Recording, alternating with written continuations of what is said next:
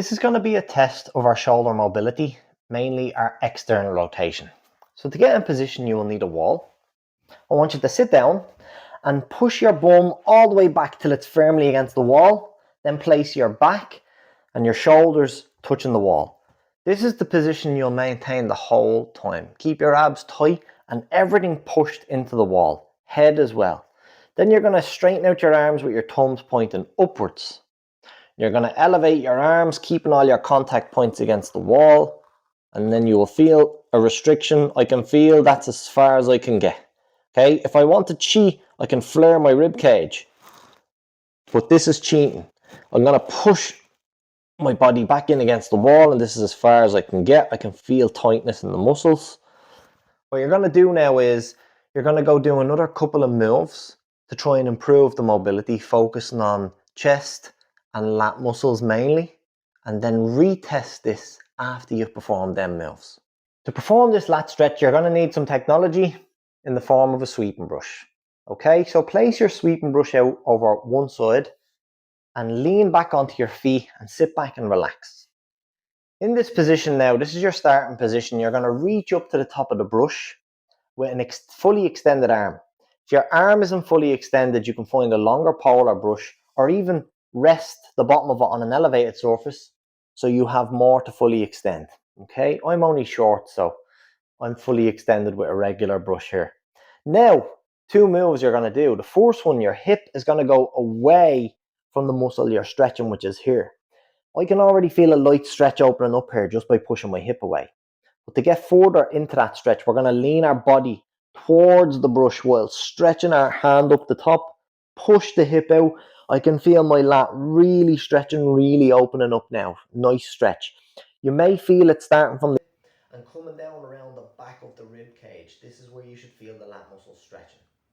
You will hold this stretch for generally about 30 seconds, 3 to 4 sets on each side. You may notice one lat is tighter than the other, and that's completely normal. What you may do then is just focus on the tighter one, because that's going to bring up your weaknesses and even them out more. Oh, I can really feel that deep stretch now. This is a great stretch. And then you can sweep the floor after it too. So we're going to use the sweeping brush again, but this time we're going to use it to stretch our pec muscles and our anterior deltoid muscles on the front of the shoulder. So you want to take a grip like this, a nice wide grip from one end of the brush to the other, and straight arms the whole time. Okay, so you're creating like a triangle and the brush is the base of the triangle. From there, you're going to send it over your head. So you're aiming first to have it over the crown of your head. From this position, then keep the arm straight, slightly push it back, and you might get to a point where you feel a nice stretch in the front of your shoulder or even into your upper chest. Hold that stretch for 30 seconds. Everybody's limit on this will be different. So for me, I can go to about here, and now I feel a really nice stretch through the front of my shoulders, kind of going into my upper arm as well a little bit. So that's the area that's tight for me. Breathe, 30-second holds, 3 to 4 sets of this. Now, to make it more difficult, you can take a narrower grip. So the more narrow your grip, the more difficult it is to go further. So for me now, oh my God, yeah, I feel the stretch much earlier. I can't go behind my head. But if I take a really wide grip, I can actually place the brush completely behind my body.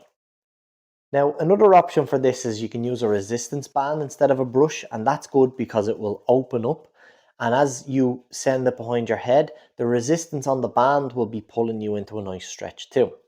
But we have another option we can do if you don't have either of them. So another option to stretch the chest and the front of the shoulder without a resistance band or a pole or a brush is using a wall. So I have a doorway here. What you're going to do is you're going to place your hand in the doorway firmly behind the wall and have your hand approximately the same height as your shoulder to begin with. Then what you're going to do is you're going to keep your arm nice and straight and in position and turn your body away. Keep turning your body away until you feel a nice stretch in the front of the shoulder and hold there for 30 seconds. Again, 3 to 4 sets of this each side. Now you can adjust the height. So my hand is here now. I'm going to go slightly close to head height. And then I'm going to do the same again. Now I can feel it slightly different, kind of coming up to the top of my pec and right across the anterior deltoid. And you can adjust the height here to get where you are tight and open that up.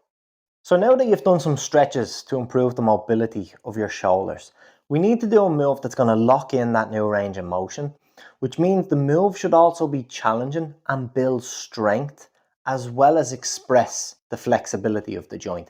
So we're going to do the wall angels here. So I'm going to show you how to get into position. You're going to press your bum, your back, your shoulders and your head against the wall, and they will stay there firm the whole time. You will then raise your elbows up approximately shoulder height. From here, you're going to aim to bring your hands to the wall while keeping all the points of contact with the wall. So this is going to be fairly intense already. You're going to have to press your shoulders, arms, wrists, hands, back, your butt, your core. Everything is getting pushed into the wall. You can even use your legs to drive it in. From here, you're going to go up as far as you can while maintaining all your contact points. When you feel you're going to lose a contact point, really push back into the wall as hard as you can and stop and come back down. So you can only go as far as you can go. We're going to do 10 reps for 3 sets and they will look something like this.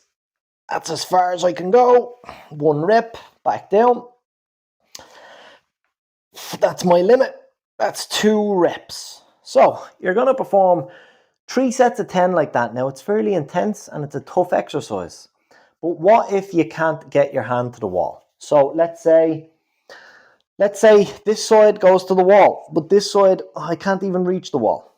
Well, what you can do there is this. Instead of going up and down, that's not your challenge. You need to build up to that. So when you get to, let's say here, and you can't get to the wall, what your challenge is, you're going to tense your hand and try to drive it back as hard as you can. Try to drive it as hard as you can for at least 1 to 2 seconds. That counts as 1 rep. Then do 10 reps for 3 sets like that, okay? Now, what you'll find is that as you do this throughout the days and the weeks, regularly performing this, your hand's going to get closer and closer to the wall. And then when you actually get to the point where you can place your hand against the wall, you've moved to the next level where now you can go and try and glide up the wall, see how far you can get before a contact point comes off, and then stop and come back down. And then that's the new way you're going to count your reps. It's going to really burn across the back of the shoulders, but that's good because it's going to waken up and strengthen them muscles in our upper back to help stabilize our shoulder. And we'll have a great foundation of strength then. And then we can start to overload movements such as bench press, push-ups, overhead press, but we can do them safely because our shoulders are stable and strong and mobile.